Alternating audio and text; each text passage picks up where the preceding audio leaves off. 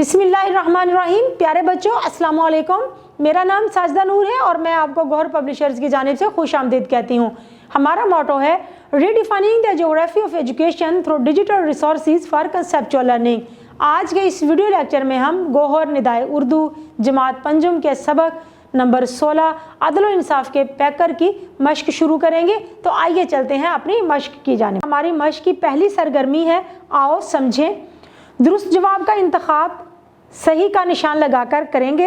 Number 1, चोरी के जुर्म में सजा पाने वाली औरत का ताल्लुक था बनु हाशिम से, बनु उम्मिया से, बनु मखजूम से या बनु करीजा से। तो सही जवाब है बनु मखजूम से। हज़रत उमर बिन आस रज़ी अल्लाह ताला अन्हो गवर्नर थे मदीना के, शाम के, मिस्र के या इराक के। तो सही जवाब है मिस्र के। इब्नुल अकरमीन के मानी हैं अकरम का बेटा, सरदार का बेटा, गवर्नर का बेटा, मुअज़्ज़िज़, दो मुअज़्ज़िज़ लोगों का बेटा। तो दुरुस्त जवाब है दो मुअज़्ज़िज़ लोगों का बेटा।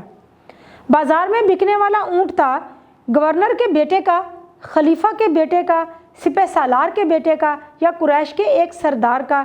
दुरुस्त जवाब है खलीफा के बेटे का। हमारी अगली सरगर्मी है दर्ज झेल के जवाब लिखें। पहला सवाल है मुआशरे की तरक्की के लिए क्या चीज़ अहम होती है? जवाब है मुआशरे की तरक्की के लिए जुल्म का खात्मा और इंसाफ का क़याम बहुत अहम है। हमारा अगला सवाल है इस्लाम से पहले अरब मुआशरे की सूरत हाल क्या थी? जवाब है इस्लाम से पहले अरब मुआशरे में ताकतवर की मर्जी चलती थी। एक आम आदमी को इजहार राय, नकलो हमल और इज़्ज़त व वक़ार के साथ रहने का तसव्वुर भी मौजूद ना था। अगला सवाल है कबीला बनु मखजूम की औरत के हवाले से जो फैसला हुआ वो किसकी निशानदही करता है?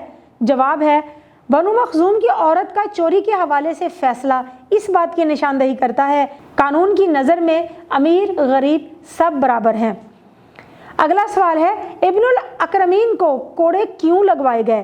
तो जवाब है इब्नुल अकरमीन ने एक शख्स को नाजायज़ कोड़े मारे थे, इसलिए हज़रत उमर रज़ी अल्लाह ताला अन्हो ने सज़ा के तौर पर उसे उतने ही कोड़े लगवाए। आखिरी सवाल है चरवाहे ने क्यों कहा कि हज़रत उमर रज़ी अल्लाह ताला अन्हो नहीं रहे? जवाब है हज़रत उमर रज़ी अल्लाह ताला अन्हो के ज़माने में जानवर आज़ादाना जंगल में चरा करते थे।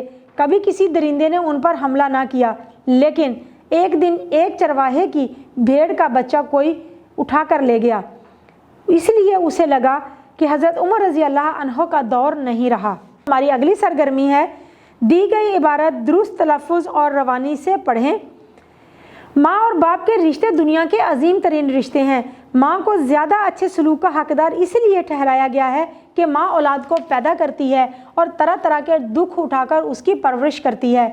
इसमें कोई शक नहीं कि माँ बाप दोनों ही औलाद के लिए कुर्बानी देते हैं, मगर माँ की कुर्बानी और जानिसारी का कोई जवाब नहीं। वो तो अपने बच्चे को तकलीफ़ से महफूज रखने के लिए अपनी ज़िंदगी का सारा सुख कुर्बान कर देती है। हमारी अगली सरगर्मी है आओ बात करें। ग्रोह में बैठकर सबक के दोनों किरदारों के बारे में अपनी पसंद नापसंद के बारे में औरों को बताएं। इस सबक में हज़रत मोहम्मद सल्लल्लाहु अलैहि वसल्लम के अदल व इंसाफ के बारे में बात की गई है कि अरब मुआशरे में आपने जुल्म का खात्मा करके और इंसाफ का क़याम करके सबसे अहम तब्दीली पैदा की। दूसरी तरफ बाद में हज़रत उमर फ़ारूक रज़ी अल्लाह ताला अन्हो के बारे में बात की गई है कि किस तरह से उन्होंने आप सल्लल्लाहु अलैहि वसल्लम के नक्शे कदम पर चलते हुए अदल व इंसाफ पर मुबनी मुआशरती निज़ाम कायम किया। दर्ज झेल को फ़ेल मुस्तक़बिल में तब्दील करके दोबारा लिखें।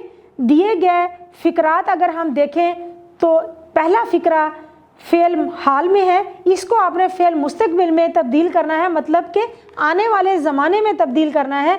तो किस तरह से तब्दील करेंगे?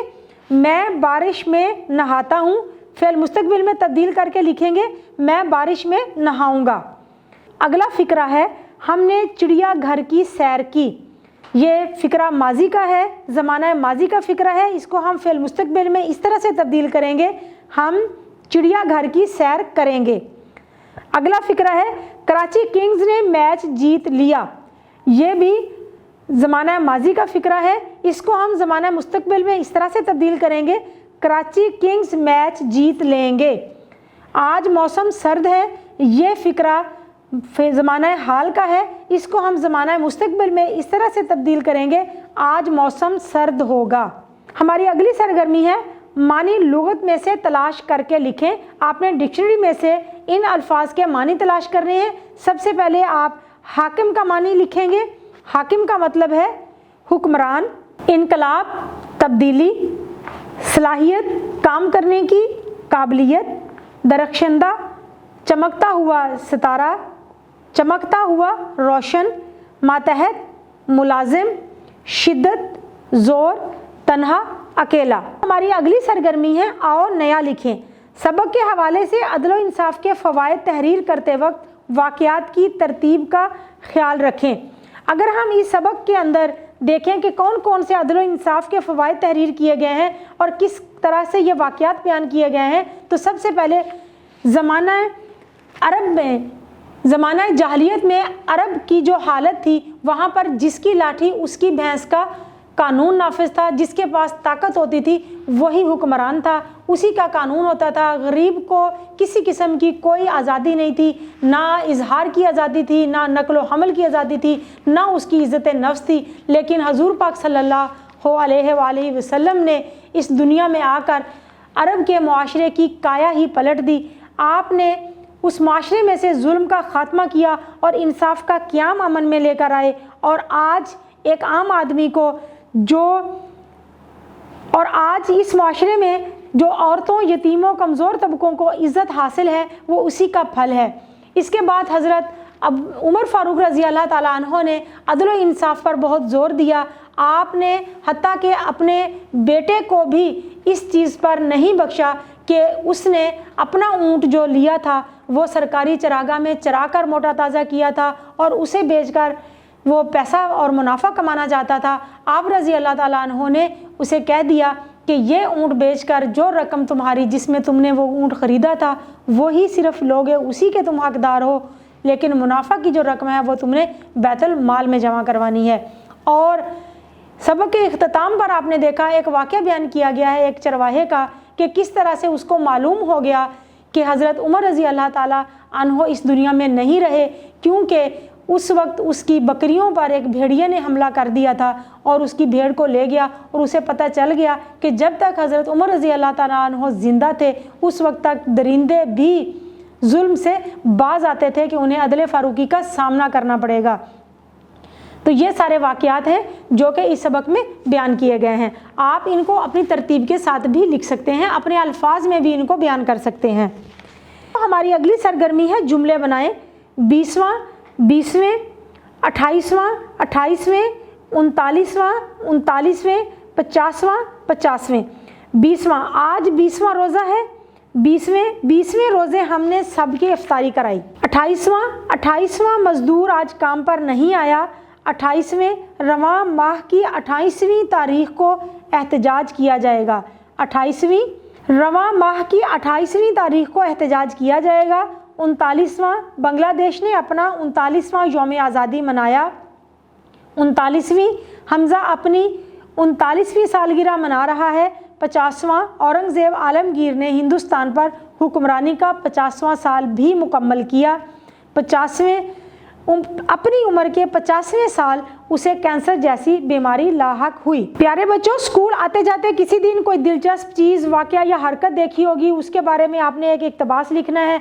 आप लिख सकते हैं कि स्कूल जाते हुए आपने देखा कि किस तरह से एक बूढ़ी ज़ईफ़ खातून जो है वो सड़क के किनारे खड़ी थी सड़क पार करने के लिए, और किस तरह से स्कूल जाते हुए एक बच्चे ने उसका हाथ पकड़कर उसको सड़क पार करवाई, और आप और बाकी के लोग जो इर्द गिर्द देख रहे थे सब उसकी इस हरकत से बहुत मुतासिर हुए और उस बच्चे के लिए सबके दिल से दुआ निकली। अगली सरगर्मी में आपने अलिफ बाई तरतीब के साथ 10 अल्फाज की फहरिस्त बनानी है। अलिफ बाई तरतीब के साथ किस तरह, अलिफ से लेकर बढ़िया तक तमाम हरूफ तहज्जी को इस्तेमाल करते हुए आपने अल्फाज लिखने हैं। मसलन अलिफ से शुरू होने वाले अल्फाज, ते से शुरू होने वाले अल्फाज, उसके बाद जीम से शुरू होने वाले अल्फाज, उसके बाद फिर इसी तरह से बढ़िया तक आपने 10 अल्फाज लिखने हैं।